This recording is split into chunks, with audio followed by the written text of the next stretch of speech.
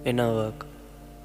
Inner work को आपने सबने सुना होगा और काफ़ी ट्राई भी किया होगा, लेकिन आज मैं आपको बताऊंगा व्हाट इज़ इनर वर्क। सबसे पहले तो आपको ये समझना होगा कि जो हो रहा है या जो हो गया है सब उसकी रज़ा में है, इस पर किसी का भी कंट्रोल नहीं। लेकिन सवाल यह आता है कि अगर किसी का भी कंट्रोल नहीं है तो हम सफ़र क्यों करते हैं, या हम क्यों बार बार लो वाइब्रेशन में रहते हैं, या हमें क्यों सफ़र करना पड़ता है। लेकिन असल में इसे ही तपस्या कहते हैं। आप कितना सहन कर सकते हैं, कितना तप है आप में। जैसे श्री राम जी को अगर आप देखें तो उन्होंने सारा राजपाट छोड़ अपने पिता के वचनों के लिए 14 साल वनवास में काटे और अंत में उन्हीं माता से मिले जिन्होंने उन्हें वनवास के लिए भेजा था। सो अगर हम इन सब को अपनी ज़िंदगी से जोड़ेंगे तो हमें समझ आएगा कि जो कराने वाला है वही सब कुछ कर रहा है, हम सिर्फ चल रहे हैं। लेकिन जो हमारे लिमिटेड बिलीव्स है या हमारे माइंड की कंडीशनिंग है वो हमें ट्रैप में फंसा कर रखती है, जिससे हमें लगता है कि हम जो कर रहे हैं वो सही है, बाकी सब गलत। लेकिन अगर उसे ध्यान से देखेंगे तो वो सब सही है, या जो हुआ वो सब सही हुआ। इसलिए इनर वर्क का जो सबसे पहला काम है वो है सच को देखना और सेल्फ लव को महसूस करना, जिसमें आप सभी बिलीव्स को ख़त्म करते हैं, अपने थॉट्स को छोड़ते हैं, जहाँ सिर्फ आप प्रेम बन जाते हैं। और सबसे इम्पॉर्टेंट, सभी को माफ़ कर देते हैं, क्योंकि वो परमात्मा तो सब में है ना। क्योंकि ये 3D वर्ल्ड ही ऐसा है, जो जैसा दिखता है वो ऐसा है नहीं। जैसे आपने कई रिलेशनशिप देखे होंगे जो बिल्कुल भी खुश नहीं है और वो एक दूसरे के बारे में सब कुछ जानते हैं। अगर आप उनके बारे में कुछ कहेंगे, चाहे वो सच्ची क्यों ना हो, तो वो सुनेंगे नहीं, उल्टा आपको ही गलत कहेंगे। तो ये 3D वर्ल्ड ही डिज़ाइंड इस तरीके से है। इसलिए इनर वर्क या मेडिटेशन में जाके हमें उस सिचुएशन को फिर से महसूस करना होता है और परमात्मा से जवाब मांगना होता है कि अगर आपने ऐसा किया तो क्यों किया।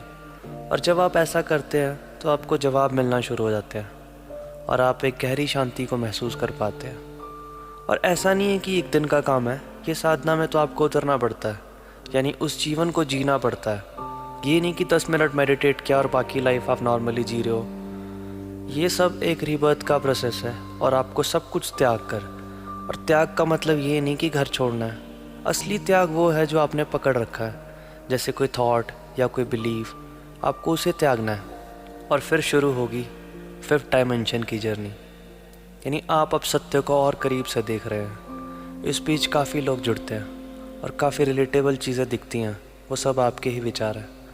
जैसे कई लोग काफ़ी साधु बाबा बन जाते हैं। तो अब यहाँ मैं किसी को सही गलत नहीं कहूँगा कि ये ऐसा क्यों है या ये क्या है। जो जिसकी जर्नी है वो सब अपने अच्छे से रोल निभा रहे हैं। बस आप सत्य को समझें और अपने जीवन को लाइट की ओर मोड़ें और जितना हो सके पॉजिटिव वाइब में रहें। और हमेशा पॉजिटिव रहना भी मुश्किल है, पर एक पॉजिटिव माइंडसेट, जैसे अगर आप सिर्फ ये सोचें कि जीवन तो चलता ही रहेगा, कुदरत टेस्ट लेती ही रहेगी। ये ऐसा नहीं है कि एक चीज़ पूरी हुई और आप जीत गए। टेस्ट तो जर्नी का पार्ट है, बस आप थोड़ा संभल के जिएंगे और उसकी रज़ा में रहेंगे।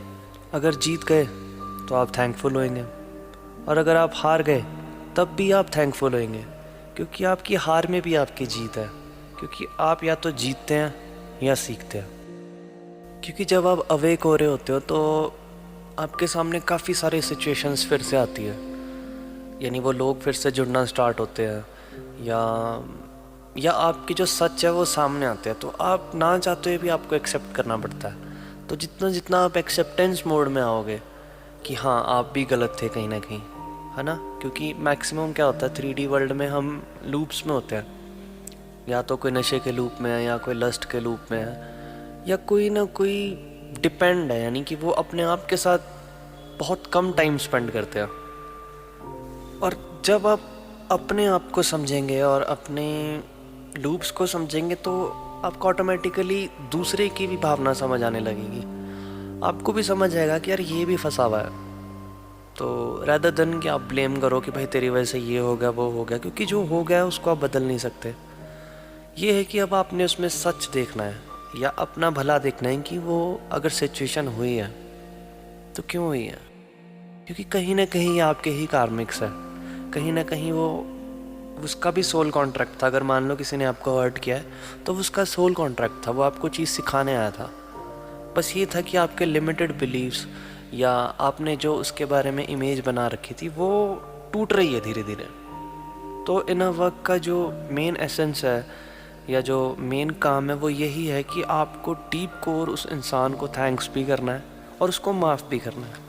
और माफ़ करने का मतलब ये नहीं है कि अब कोई नई सिचुएशन आपकी लाइफ में आ रही है तो आप ये सोच के बेवकूफ़ बन रहे हैं कि यार परमात्मा तो हर जगह है, शायद परमात्मा ही ये चीज़ चाह रहा है और आप सब कुछ ही लुटा रहे हो।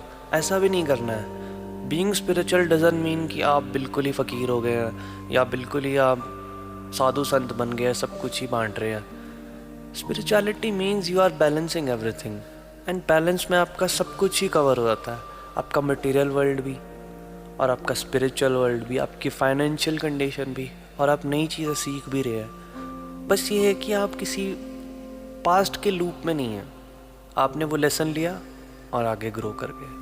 और एक चीज़ जो सबसे इम्पॉर्टेंट है वो मैं कहना चाहता हूँ कि अगर आप स्पिरिचुअल वर्ल्ड में एंटर कर रहे हैं तो इसमें कुछ भी ये सोच के नहीं करना है कि हाँ मुझे कुछ पाना है।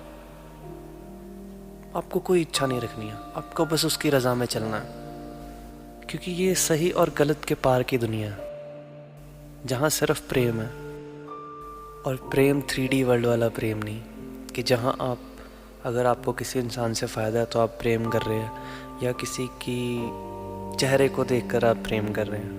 नहीं, ये वो प्रेम है कि जहाँ आपको कोई फ़ायदा ही नहीं है, ना कोई नुकसान है। आप उसकी कमियों को भी देखकर उसको एक्सेप्ट कर रहे हो एज इट इज़। आप उस पर थोप नहीं रहे कि तू ऐसा हो वैसा हो। आप जस्ट आपका थॉट नहीं आ रहा, आप उसकी प्रेजेंस में ही खुश है। और इनर वर्क का सबसे इम्पॉर्टेंट जो लेसन है वो ये है कि आप एक्सेप्टेंस मोड में हैं। आप हर उस चीज़ के लिए शुक्राना कर रहे हैं परमात्मा का जो आपके साथ बीती है।